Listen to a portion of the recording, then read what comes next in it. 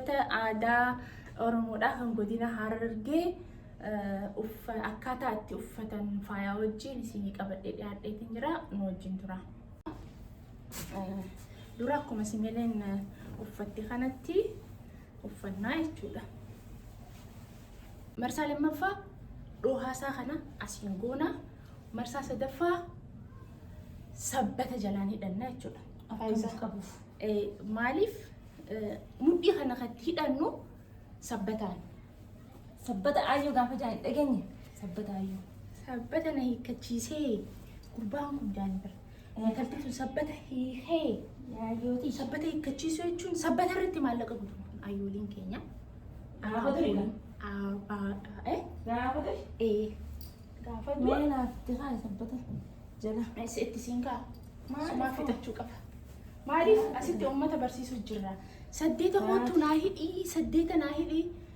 Nyaani warra rakkisuun ofumaa fidhatan. Maaliif hagama mirgaa jiru kanaan maal goonaa akka jirutti ol qabnaa irraa ol qabna. Akkanuma gooteella. Akka jirutti irraa ol qabnaa jechuudha. Sambooda guduunfaa takkuma guduunfita. Achi booda Hatti aanu maali gama mirgaa kanaan sabbata keenya shabgoonaa jechuudha. shalap Shalap. Kasumee si bareede. naa bareede. Shubaan gaafumaaf shubamee jira garuu xiqqoo. Qayyabaan gamodduu kana walitti fuulalanii usaatteeti. Siifin qixxeessaa rakkoon qabu siin gargaara. Gaafummoo Galatuma. jechuuti yoo atuutti wal qixxeeffattee uffachuu hin dandeessaa jechuudha. Sabbata asitti dibee. Yoo nama lama taatan walirratti tolchuunis rakkoon qabu. Garuu gaafa kophaa jirtee Ta'e kophaa jirtanii. ofumaa fidhachuudhaaf amma wanni takka wanni nama daramaa Maasii kana fuutee tuma mirgaa jechuudha. takka Asii. akka mirga kanaan fiinxa qaban. Fiinxa qabattee Harka asii jirtu mirgaatti fudhatta. harka bitaatiin immoo kana qaban. Lameen sana qabattee jechuudha. Bitanii waan takka wanni nama rakkisu hin jiru jechuudha. Achii fuuneeti kana eessa deemnaani as duubatti jechuudha. Anammoo harki kiyya waan na dhaqqabuuf jecha hidhuun hin danda'a. Namni tokko garuu namni harki isaanii waliin dhaqqabnee jira. Anis akkasuma. Sin dhaqqabu? Na dhaqqaba. Garuu kana hidhu jirta. Hidhattiin jira. Anammoo harki na dhaqqaba. Yoo harkaa jiraatan hidhuutiin jira. As gubbaatti miti kan hidhamu. Jidduutti hidhama. Kun eegan fixee booda bu'uun yaadratanii. Ani immoo hidhee fixeetiin jira. Harka mirgaatii fi harka bitaatiin jidduu kana qabanneeti hidhannaa jechuudha. Malsa qurxiin fidee dhufaan eeggadha. deebi'a. Akkasii eegas booda bakka tana argitanii kan akkanuma martaniituma bakka tanatti qabduudha. Lilmuudhaan kana qabsiisnaa. Kanammoo gaddachaasnee bareechinaa jechuudha. Kanuma argitanii kanuma bareedu. Eessi bareeda. Warri gaaddisii saddeetii hidhuun gaaddisii saddeetanii dhigaa jettanii na rakkistan hundi keessan kun akkasitti dhadhaa. Lilmeen akka hin mul'anne goonee. Ani garuu ati naa qabi. Rakkoon qabu. Garseetiin jira kaan hidhachuu beeku. Hedduu bareechitee anarraa isiitu bareechee. Akkasumatti marfa qulfiidhaan barbaachisaa ta'us kariinaan jalaa qaba waan ta'eef. Kana fakkaataa jechuudha. Akkanatti hidhatan. Kuni kaaddaatti namoota takkaatu jira. Kuni haa gurmaati moo kaaddaatti warra jedhu. Isaaniif kuni kaaddaatti. Kaaddaa kun maaliin beekama? Sadeen jidduurraa kanaan Faayizii namni tokko kun ammoo kan mormaatiimi. Namni tokko maal godhanii beektaa? Kana fuudhanii as gubbaa kaanii fuudhanii. Eegaanis kana meeqaa gareetiin bara himu jiraafi. Saniifuu kuni kaaddaatti akkanatti. Kaaddaa kun arraba hedduu qaba. Arraba hedduu jidduurraa qaba. As gubbaarraas xarafarraas arraba sadii waan akkasii waan qabuuf jecha addaan bahaa jechuudha. Saniifuu kun kaaddaati. Kaaddaa hogguu godhatan asirratti kaaddaa hogguu godhatan funyaan silaa dhoksuu baannee bareedaadha. Funyaan silaa funyaan irraa ol qabnee Namni garii fiinxiisii silaa nyaara jidduu akkana dhuftee namni garii akkas fedha. cuqaalu fedhoo osoo hin ta'in akkatti bareedu bara. Akkitti bareedu. Kuni kan mormaa kan kooti. Mormaatti. Deebisi. Kuni ammoo akkuma amma gaazexaan reefsin jettetti namni gargari kana addarra godhata. Kana miti. Kun kan mormaati. Arraba tokko qaba kan mormaa arraba tokko qaba. Arroollee aruuzamoo kam deemna? Eessa adeemu arra? Eessa deemna? Akkamitti? Aruuza osoo hin ta'in aruuz baay'ee nuti isa. Sargi godhachu dhistee Oromoon biyya kanatti. Sila koronaa jiraachuu baate. Akkanuma fayyaa nagalee. Rabbi koronaa nurraa kaasachuu anis du'aa godha. Akkana boonnee gaa. Kunis kaarkaati. Gumeedha. Gumeen sibiilaati. Garuu bakka gumee bu'aa. Kana naayitus rakkoon hin jiru. Wal dorgomnaa bara. Rakkoon hin jiru. Taayimoo. Muuxannoo hedduun qaba. Sudaatiin.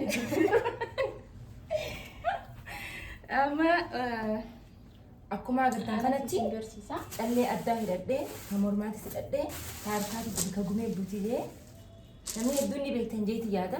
Halluu kanaas yoo kaayyattan rakkoon qabu maaliif adii ni qaba gurraacha ni qaba waan ta'eef jecha rakkoon qabu kan abbaa gadaati abbaan gadaa immoo huccuu hunda irratti kaayyachuun rakkoon qabu garuu maali amma fakkeenyaaf uffanni kun adiidha yoo qarma adii godhamne irra bareedaadha yookaan immoo sabbanni asirratti gurraachaa fi kalarra daaraa fakkaatu qaba yoo waan akkanaa kana fayyadamne ni bareeda waan kana fakkaatu jechuudha. Kanaan alaa ta'e garuu saddeetaa wajjin waan walitti huccuu adii wajjin waan walitti hin deemne yeroo hedduu namni keenya itti fayyadamu ni jira garuu silaa walirratti ilaallee waan wal fakkaataa wajjin silaa uffanne bareedaadha. Amma ani adii haa uffadhu. Qaramamoo adiin hagam takka akka bareedamu isaan agarsiisa. Saddeetaa adii wajjin adiitu hedduu takka bareeda. Uffadhu bareedu. Maaltu jira asirratti arraba takka lama arraba sadii qaba. Arraba sadii kun addarra tahaa jechuudha. Hogguu addarratti godhannu adda namni irra hedduun namni kun akkana godhata. Anaan akka kiyyaatitti natti hin tolu. Maal ta'uu qaba as nyaara keenyaa fi adda keenya gubbaa jechuudha. Akkana bareeda. Akkana hidhatanii. Akkasumas daawwattoota keenya kuni kaafura jedhama. Kaafurri kuni erga callee uffattee fixee booda mormatti kaayyatta faaya calleeti. Kanammoo morma irratti jechuudha.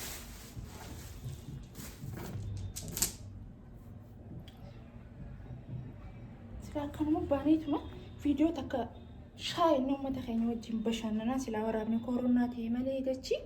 Ammas arraa akkanuma gabbaanii suuqa dhaquu dandeenya. Aruusa siin jenne. Hedduu malee isaan kan deemuun beekne garuu deemuun qabaarra taa'as dhugaan sii magaalise. Suuqii adeemu namoonni hin deemiyu. Humaanirii miti. Rifeensa kayya warri amma humaanirii Kaniin qabu. Humaanirii bakka humaanirii. Noo humaaniir. Humaanirii qaaliidha. Humaanirii. Wallaan humaaniir. Ilaalaan beeku. Akkanaati humaaniir. Ilaalaan beeku. Hin beeku? Hin beeku. Si shawwadeetiin jira jechuudha. Agartanii? Anumaa uma shawwadde. Isinis akka isin shawwanne. Irraa eegaa liqitti. Kaafura.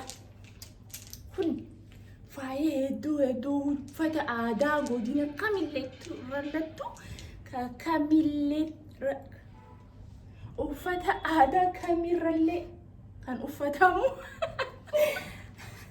Hedduu takka faaya bareedaadha. Hedduu takka bareeda. Sabbata kana. Ati akkamitti beektaa? Akkamitti dhageesse waa'ee isaa?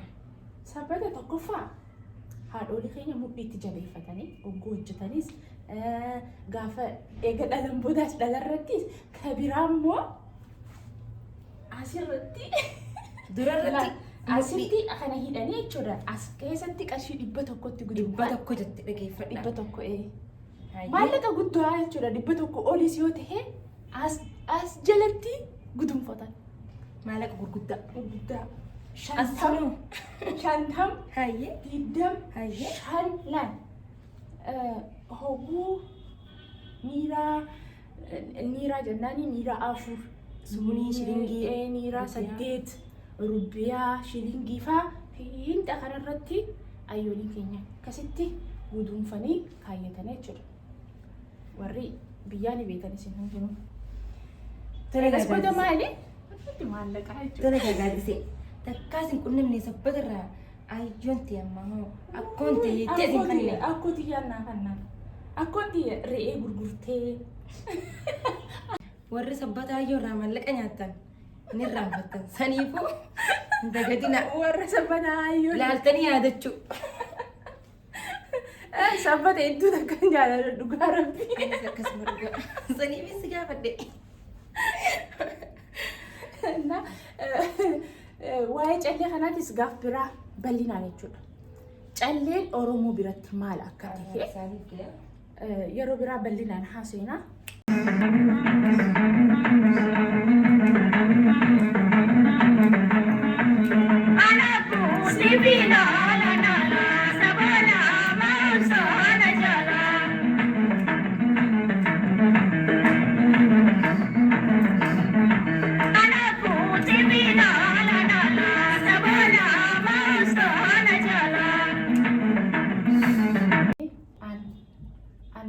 Qoraasee qopheessee jira. An xuyxufaan tolchee as keessaa qaba. Xuyxufni kan nyaasuma nyaadhama asuma nuu jiraana achiin fina. Waaw, xuyxufa bareedaa argitanii? Hedduu takka bareedaa. Itti yaadne beekan. Xuyxufa kana deemaa fi dhadhaatti godhanii nyaatanii. Deemaa nyaanna. Dunni kun deemaa irratti dibamee jira. Dhadhaan nyaanna. Hedduu bareedaadha. Nyaanni kiyyoo ni dandamta? Naqinuuf ni dhuyna.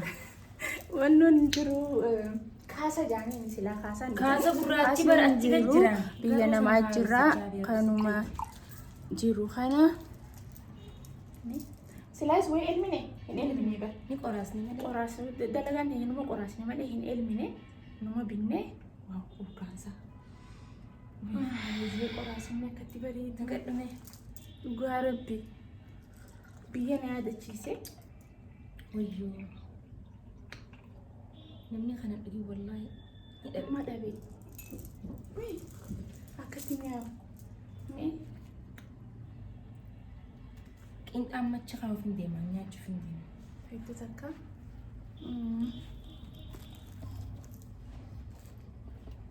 bareedaadha. Aannan Aadaan dhuyne faaya aadaan Oromoodha. Aadaan Harargeedha.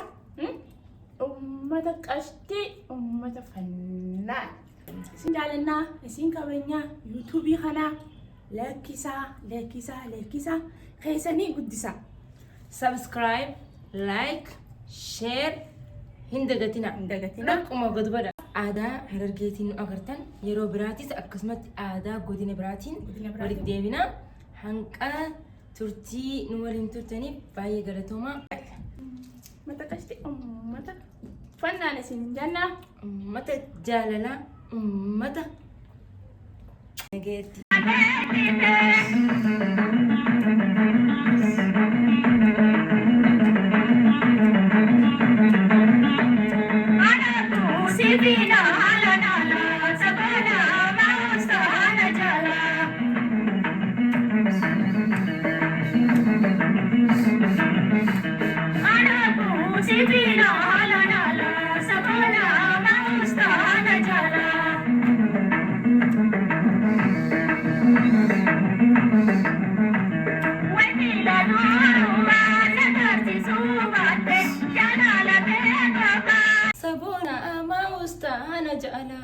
Anugu sifina lanala sabona maustana jala almastafarra siyadacha YouTube keenya like share subscribe tak Oromoko isin jaalanna peace.